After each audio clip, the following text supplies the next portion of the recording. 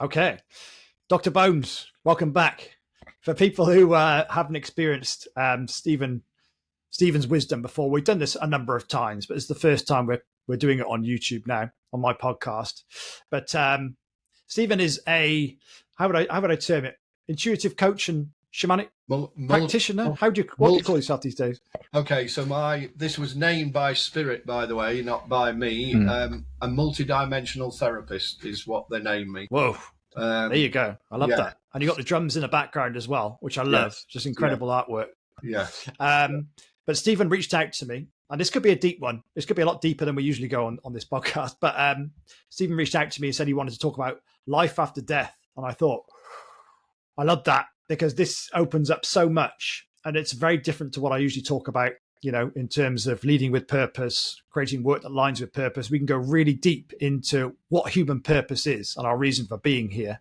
And we can take it in a number of different directions. But, well, over to you first, Dr. Bones. What inspired you to kind of want to talk about this today? Because we've probably both had our own experiences where we've gone deep into this subject. We could talk about actual direct experience of what perhaps happens when you experience an ego death. But over to you first. Where would you like to kick this off? Yeah, interesting. Well, I've just finished reading Greg Braden's new book called Pure Human. And the essence of the book is he's frightened of AI being implanted into people. So if you want to read about that, of his fears and warning humanity against it, is quite interesting. But the essence of when he opens up the book is he points to that science is now 99.99% certain, i.e. the evidence is that humans arrived here intentionally. And without going into the deep science, because I don't understand it fully, but I've got the gist of it in a nutshell, is 200,000 years ago-ish, whenever we landed here, we had chromosome 1 and chromosome 2. And somewhere along the way, within a short space of time, like 10,000 years or so, when the next took DNA from humans at that time, those two chromosomes, 1 and 2, had fused to make chromosome A. And my understanding and interpretation of what he's saying there is that it's scientifically impossible for that to happen. It's not happened with any other species. So therefore, if it's scientifically impossible for it to happen, that we know of, i.e. physics, quantum physics, however you want to go down that road, genome, because that's what we're talking about, genes being fused together. What the science has now proved is that must have happened with an outside intelligence or a higher intelligence. So if that's the case, they did that on purpose. So if they did it on purpose, that was to put us here intentionally with that fusion. And if that was put here intentionally, that means we are here intentionally. And what he goes on to talk about as through the book is, if we've got that intention, what is it? And just off-piste a little bit of the subject, just to give that some substance around it. He also talks about humans awakening, which a lot of people hear of, I've had an awakening. But what he adds on the end of that is awakening to our divine power. So when people say it's an awakening, they're missing off to our divine power. Right. Because if humans arrived here intentionally, and we've got an intentional purpose, and also some of your viewers may not know that the cranial neurons in the brain, it's now scientifically proven that there are neurons on the heart. So if there are neurons on the brain that are, and we rewire them and make them grow with doing meditation work, etc., that means as we do spiritual work through the heart space, that those neurons grow again, which is more evidence that there's a connection with the heart to something, whatever you want to call that. Right. So that sort of threw me into this subject of near-death experiences, or what is there beyond. Yes. And you and I have both had experiences around that. And I suppose the big one that most people remember is Wayne Dyer encouraging Anita Moorjani to write her famous book of her near-death experience. And Anita Moorjani goes into great detail because she had an amazing experience, and that's probably the most famous one. And you know what? I'd love to have a podcast or a conversation with somebody that has had a near-death experience to see what they experienced compared to what we experienced on medicine. Yes. Well, this leads us on, because we can talk about this stuff all day, but when we talk about what is, well, there's so much we can talk about here. I'd love to delve into that. Okay, so science is proven. Science is kind of catching up with spirituality, and now, oh yes, we have actually a purpose. We're not just here randomly on this rock in the middle of space, and this whole theory of evolution about how we evolved from apes, etc. I mean, that ultimately is a theory that can be disproven. So, what I want to get to is, it's up to us as individuals to have a direct experience of what might be there when we move beyond this dimension. And so you touched nicely onto plant medicine. For anyone who isn't aware, when we talk about medicine, we're talking about these plants that are that you can drink and have been done for thousands of years in the Amazon, for example. But you can have experiences with psilocybin, mushrooms, etc. Lots of these different plants out there that if you merge with, you can have an experience. So to me, they're like keys that can open up different dimensions for you. And I've had enough experiences with ayahuasca in particular in Central and South America and in the UK as well, where I've had that experience of ego death, where that aspect of you that basically you accumulate as you go through this lifetime, all these thoughts that go round and round and round, and traumas and experiences, and all of that seems to dissolve. And so there is no thought process, there is no changing emotions, and what you're left with is just this awareness, basically. And it's a hard thing to describe. And like I said, you have to really have a direct experience of that. Like you said, whether that's different for someone who's had an actual near-death experience whereby, you're clinically dead, and then I imagine that might be even deeper, when you've passed. And a lot of those people will say, I didn't want to come back. They'll say, like, oh, it was blissful, I didn't want to come back. My experience was drinking 2 cups of ayahuasca and then not realizing the power of this stuff. And then the ego starts to dissolve. It's utterly terrifying for the ego because it doesn't want to die. It wants to hang on. Obviously, it thinks if I die, then there's nothing. But what we do realize when the ego passes away, my experience was like just infinite awareness, basically time dissolved. And so you're in this like infinite space.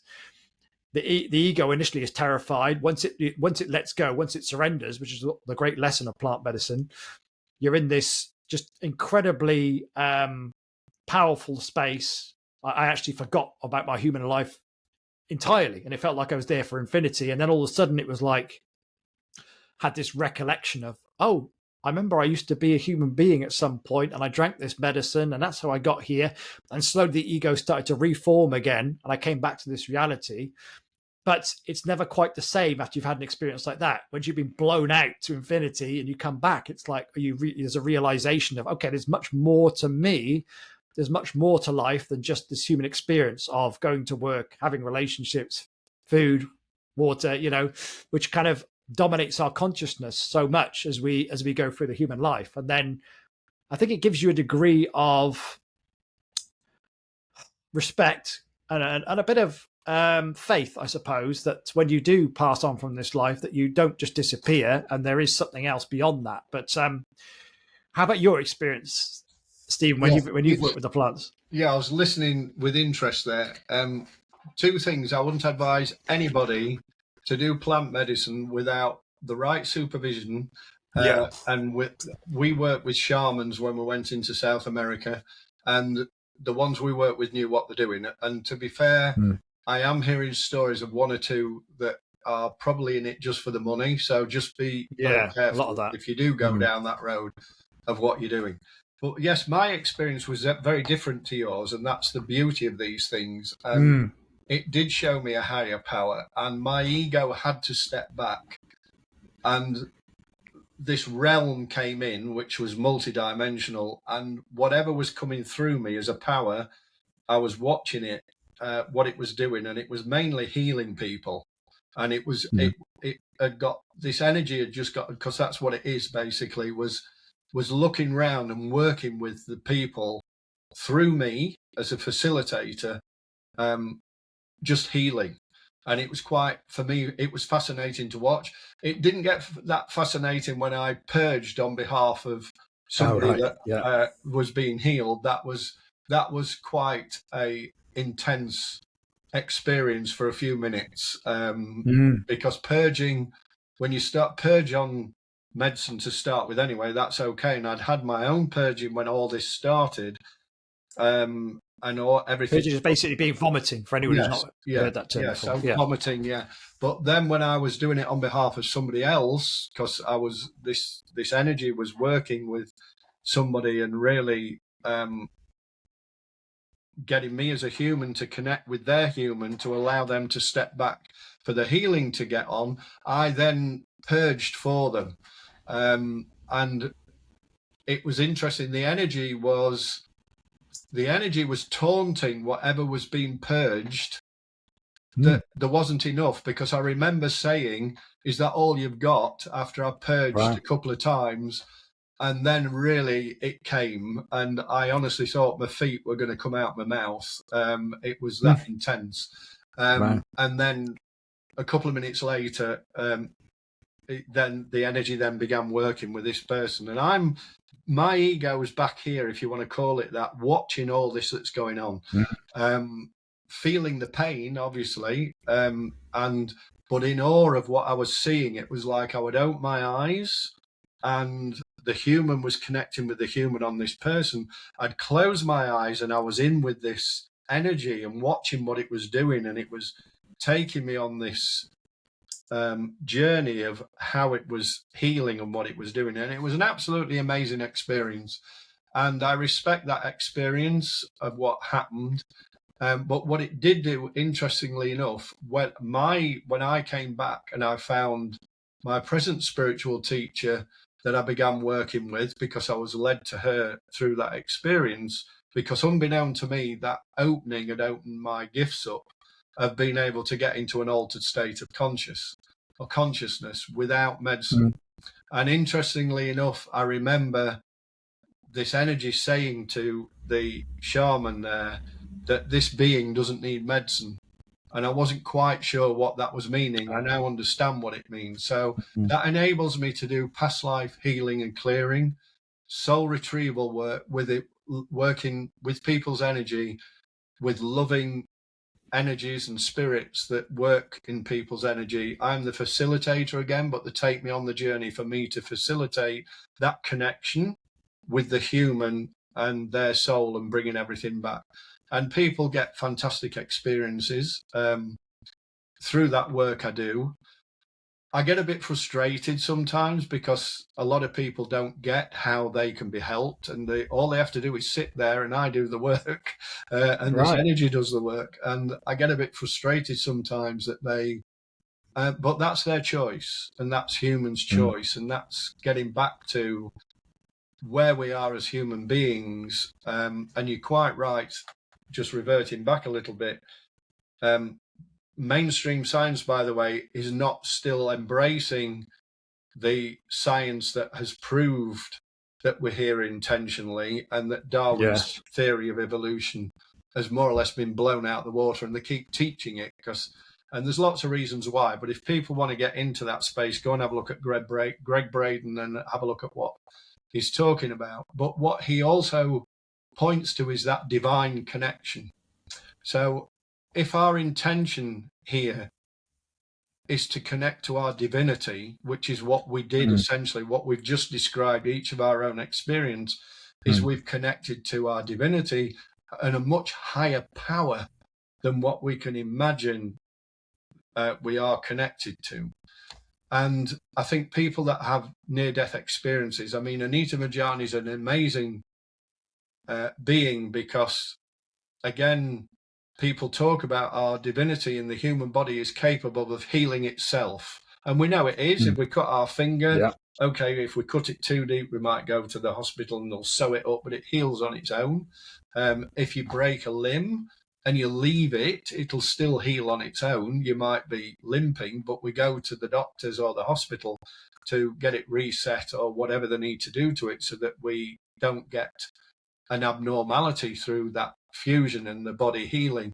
But Anita's body had completely shut down, if people aren't aware of that. It had slowly shut down and all the major organs had shut down.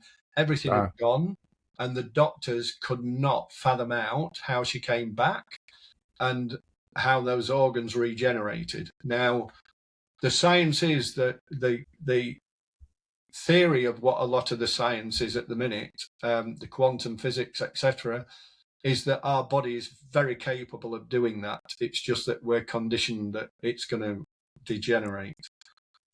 So I think people that have had that near-death experience have seen very firsthand, as we have, and had that experience that there is something far greater. That my interesting question, and it's one that you might give it, and I made a quick note of it while you were talking there, is I wonder if people that have an NDA, it's not quite their time yet.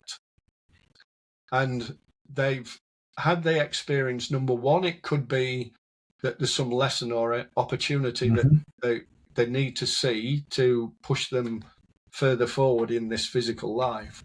Or maybe it's an accident and it wasn't meant to happen and it wasn't their time, and they go back and they sort of see into this near death, and then they're sent back, if you like, because it's not their time. It's fascinating.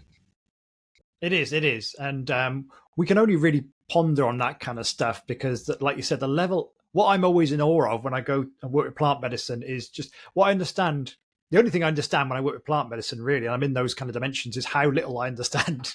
I'm just like, because the way I describe it to people is like, if they can actually measure this, actually, but I'm not sure what the numbers are. But in this kind of 3D reality, this physical reality, we're kind of downloading a certain amount of information for our senses. And I don't know, but the comparison might be if we're downloading 10 megabytes a second or whatever it is. But when you go into those other dimensions beyond the physical, you're downloading gigabytes and gigabytes every second. So the only choice you've got basically is surrender. You can't understand it. You can't analyze it.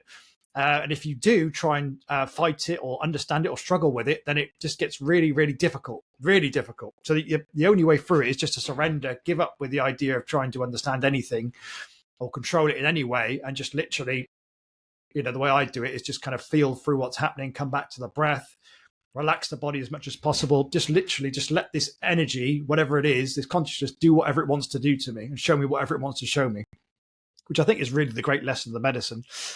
But what is shown to me quite often is where the medicine kind of talks to you, the plants talk to you. And it might sound a really far out thing to a lot of people, but it does. You can have a conversation with it or just listen to it. And it's always showing to me like this is the purpose really of life is that you are God, if you want to call it that, or whatever word you want to use, awareness or universe, whatever it is, attempting to understand, create a kind of separate version of itself, a kind of smaller version of itself, and looking back on itself. So you are God looking back on yourself, basically.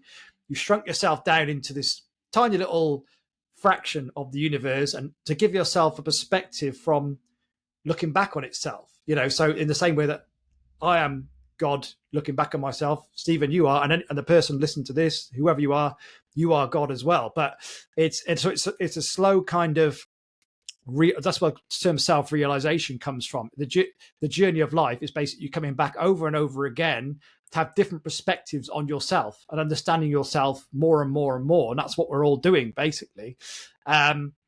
So to me, it's very clear what the purpose is. It's basically just this self-realization. It is God attempting to experience itself in lots of different ways, lots of different fragments.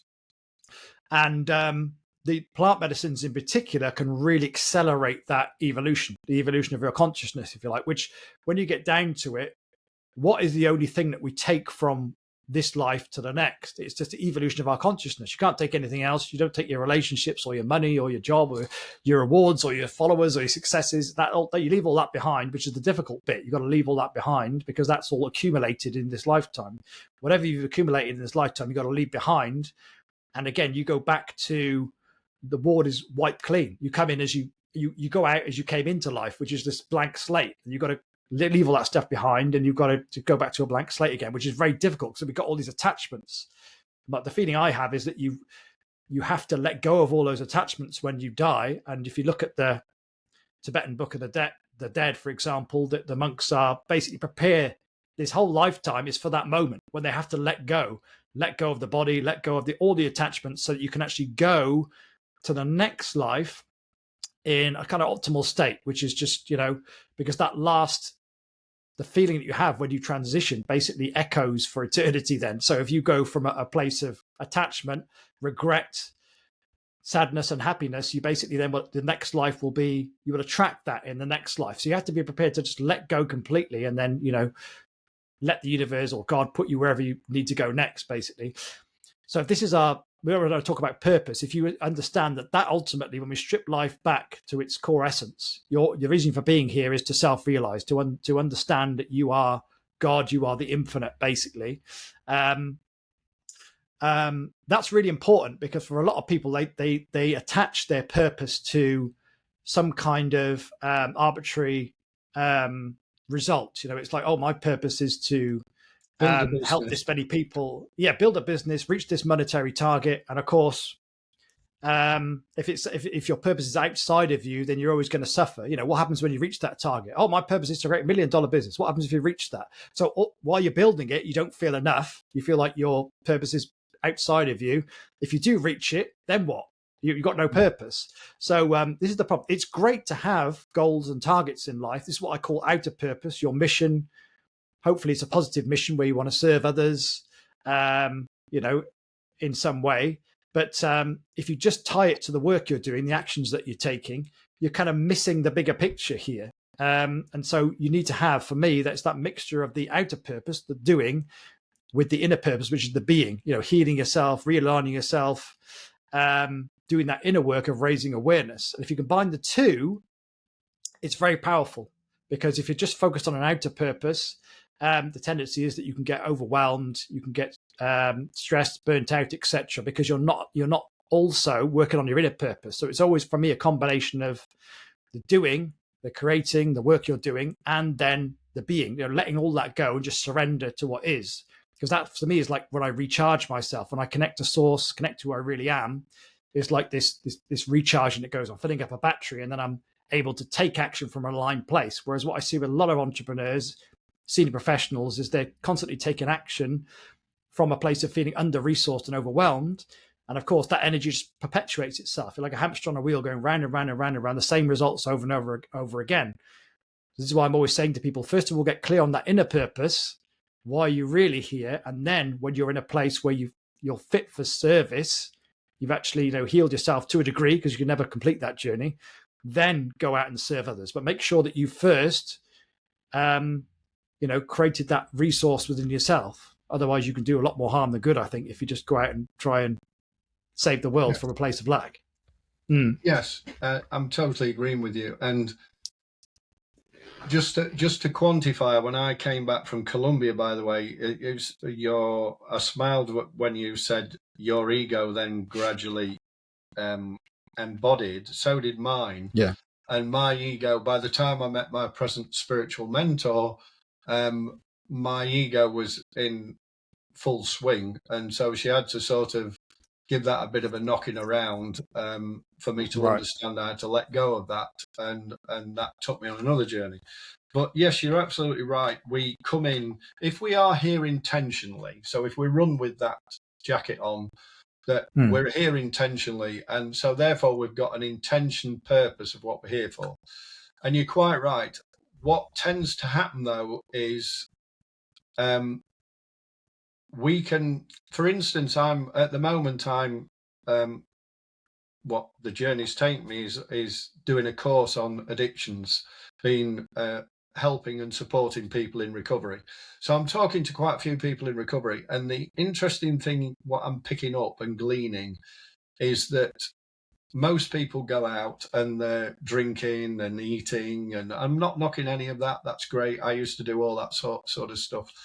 But what I'm sort of looking at now is we do it because, and I certainly did, because there was a gap. There was something not fulfilled. And you're quite right. I was building the business, my last business previous to this one, that was pretty successful. We got to 3+ million turnover, 20 staff, 5 lorries, warehouses, you name it, we were doing it. And we lost that more or less overnight, and not due to anything I per se did wrong. It was just that the markets changed and there was nothing I could do to do anything about that. Interesting. I had to surrender to that journey. So along that way, though, I remember on that journey, I was very driven on that hamster wheel, as you say. And what happens is you set off and you're like, probably in your 30s when you get into really going for it. Perhaps you've mortgaged your house up like I did, and we put every bean we got into the business, and we were really going at it. And I was working 12 hours a day, 6 days a week. And even on Sunday, you're not switching off because you're full of energy thinking, where am I going to get this from? And I'll build that and I'll attach that on. And you're really going. And that is actually your ego driving on that hamster wheel. And you know what happens, and this was my experience, and I have seen it before in a lot of others as well, as you go around that hamster wheel, you get more and more physically tired, because you're quite right, you're not doing it from the perspective of inside, you're doing it from the outside. So why was I driven? And the whole reason is I had to make money.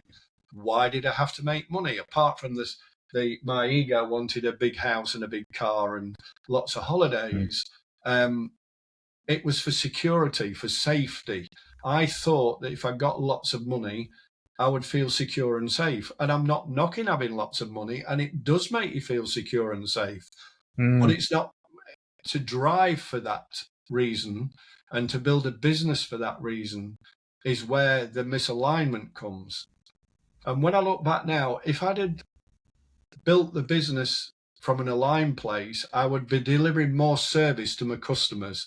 I would have been more aligned with what do they want, what do they need, and how can I serve them and develop better things for them. And I wanted to do that, but you're so in this conditioning that you've got to drive. And what I did notice there with that, there was still something missing. It was like eating a big meal and still feeling hungry. And I kept going, and a couple of times the rug had been pulled from under me along the way, but I'd managed to pick myself up and keep going forward. And every time I did that, it was like a real push, and then the bar sort of moved and I moved with the bar and things got better. But you know, when I actually got to that point you described, and we've all got different points. Bill Gates, I don't know how many billions he's got to make to get to that point, but mine wasn't that much. It was a very comfortable lifestyle, more than most income-wise, and working towards keep building and keep piling more money into the company in terms of allowing the pot to build. And when I got there, I was bored. I literally remember that I was going into work, everything was flowing. We'd got a good range of customers on board because I'd built and developed the business. We were making good profit. At the end of the month, I did management figures, and we were making tens of thousands of pounds profit every month. I'm not talking revenue, I'm talking net profit every month. So we were 150,000+ a year net profit.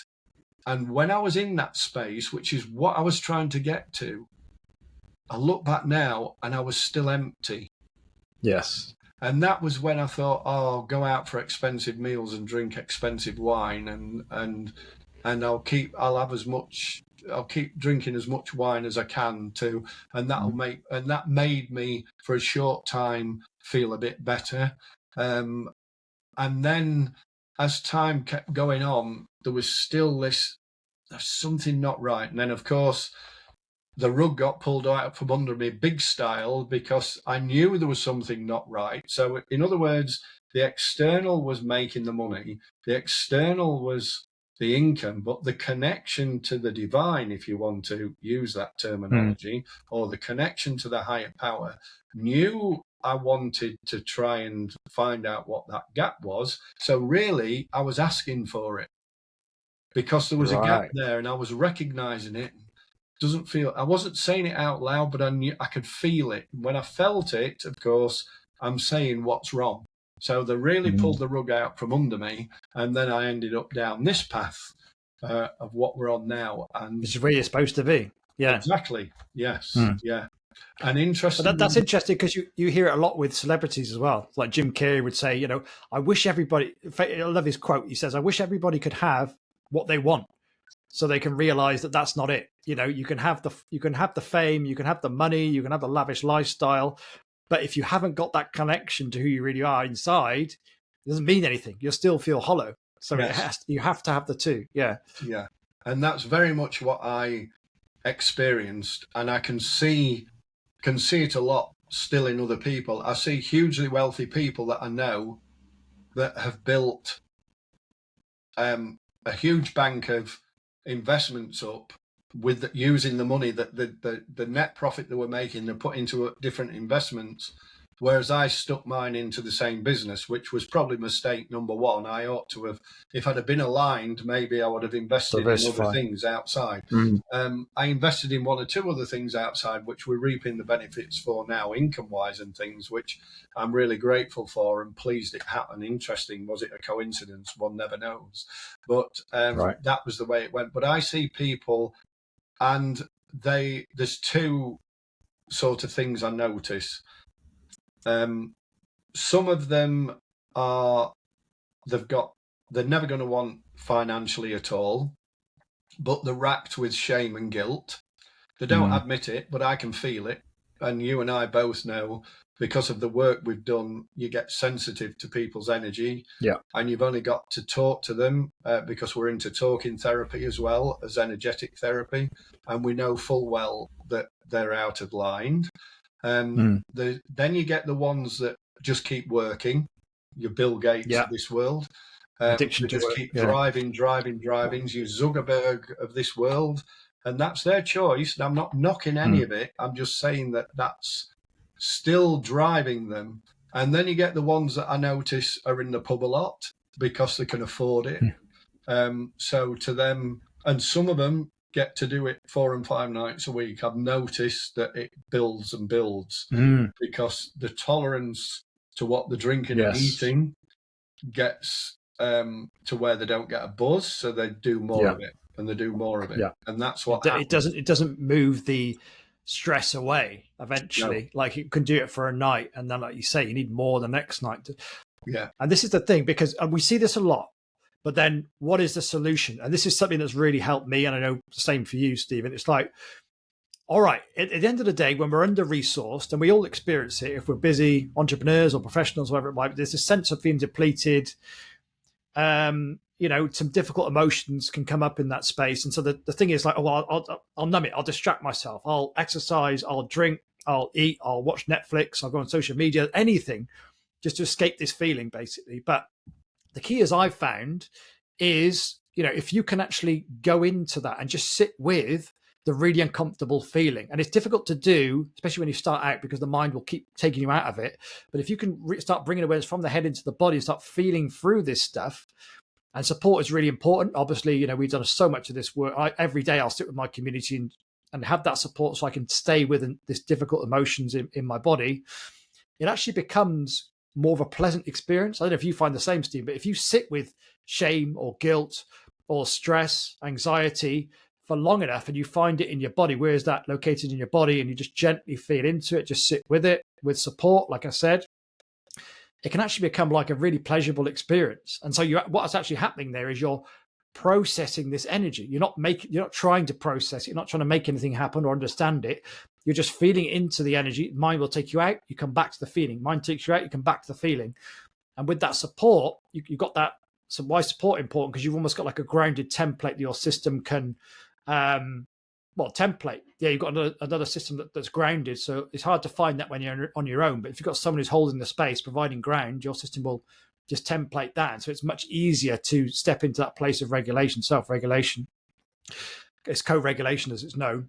And if you do that at the end of the day, instead of trying to distract yourself, you're actually processing this energy, what we call energetic hygiene. You're processing this stuff each day so it can clear out your energetic system so it doesn't build up constantly and lead to some kind of big blowout, a burnout, or taking time off work, or whatever mental health problems, whatever it might be. So this has been absolutely so crucial for me to have a way of clearing this stuff rather than turning away and distracting myself from it. And I guess you'd say the same in your line of work, Stephen. Yes, I mean, what we do is very similar. I use these drums behind me as one modality. That's why I've been named multidimensional. The drums have a sound energy and a frequency that comes through them that can help touch the energy for people to push it through for them. Then I drop into the soul retrieval work and working in energy again, or past life. And then we come to the stuff that you and I were taught, and that's what we use as another modality.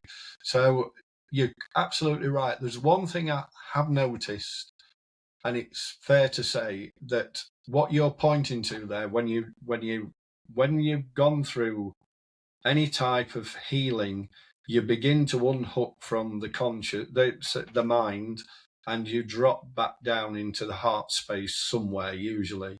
And that is a very pleasant experience. And to me, that's where you've learned to connect to your divine.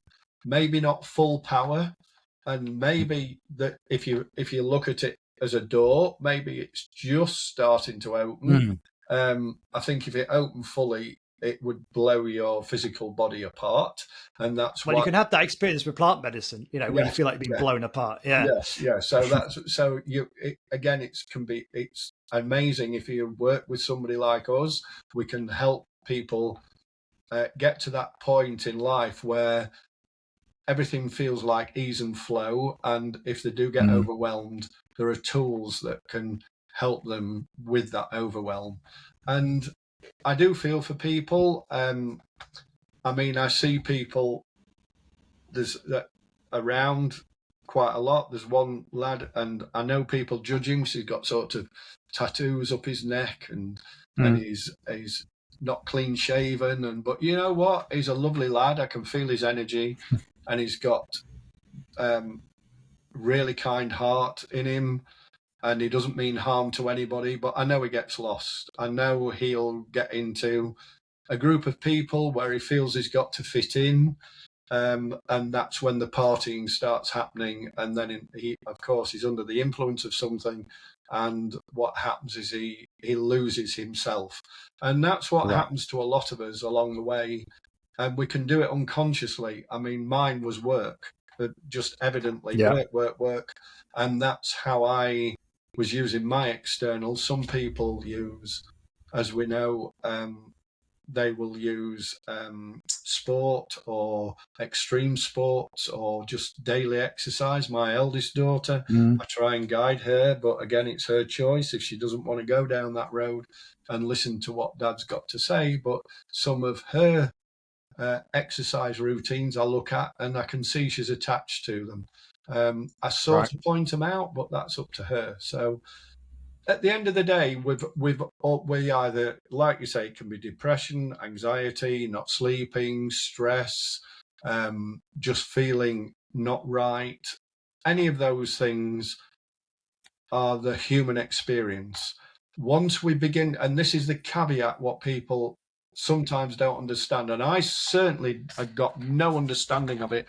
When somebody said to me, a psychotherapist, many, many years ago, before I even started this work, while we were still on that hamster wheel, and I was really at the pinnacle of that, she said to me, because she knew a bit of my background, she said, of course, in your traumatic childhood, and I remember this voice in the head very clearly said, like really loud, the fucking hell's she talking about, traumatic childhood?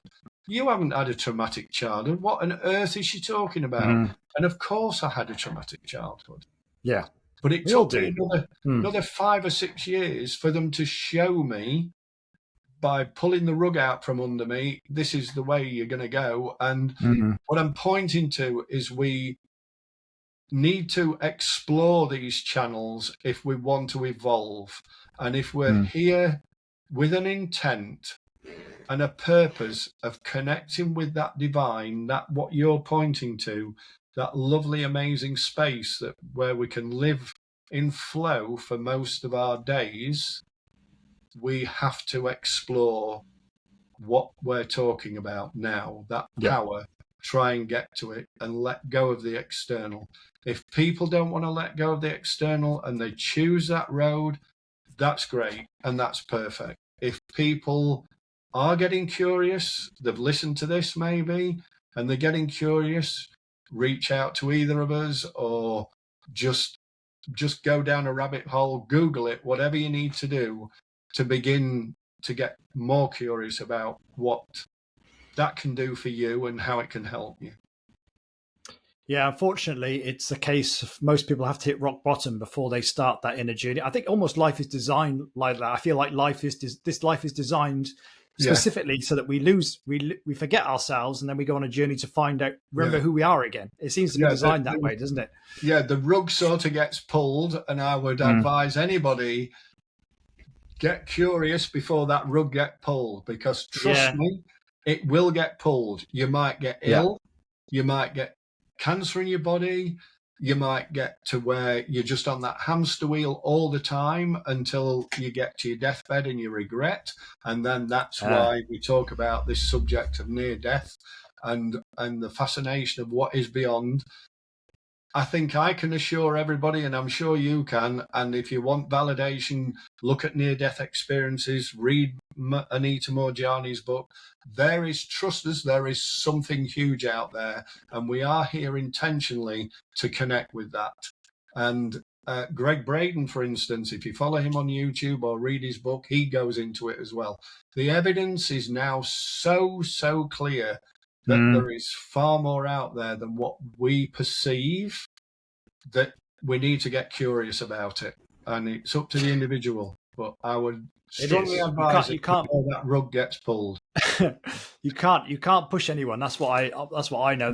People wake up in their own time. But you touched on something interesting there before we finish, because you talked about the regrets that people have at the end of their lives. And this is a tangible bit of research done by Bronnie Ware, palliative health nurse who spent many years working with people at the end of their lives. And obviously then what I love about that is that at the end of this life, all the bullshit basically is thrown away, and you suddenly realize, you get clarity.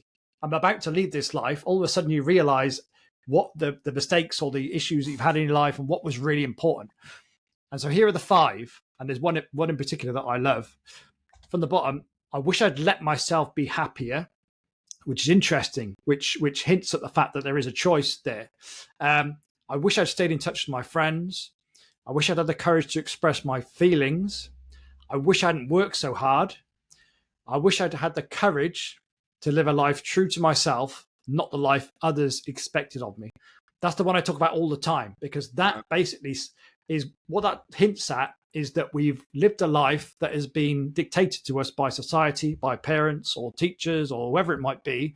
And we've been essentially out of alignment. We haven't been living in alignment with who we truly are. So there's been no inner alignment, basically. So we've been chasing what society has been telling us what we should chase: money, fame, relationships, or whatever it is, and we've suddenly realized at the end, that wasn't what I really wanted. So this is just to say, that changed my life when I heard that biggest regret. I wish I had the courage to live a life true to myself, because this comes down at the core of purpose, basically. So again, if you, like Stephen said, if you're watching this and any of it's resonated, you still have a chance right now to avoid that. Most people get to the end of their lives with those regrets. And I think it's interesting, because so many of them come down to, for me, most of them come down to, like you said, the work we do. The work we do, isn't in line with purpose. We work too hard. We don't stay in touch with our friends.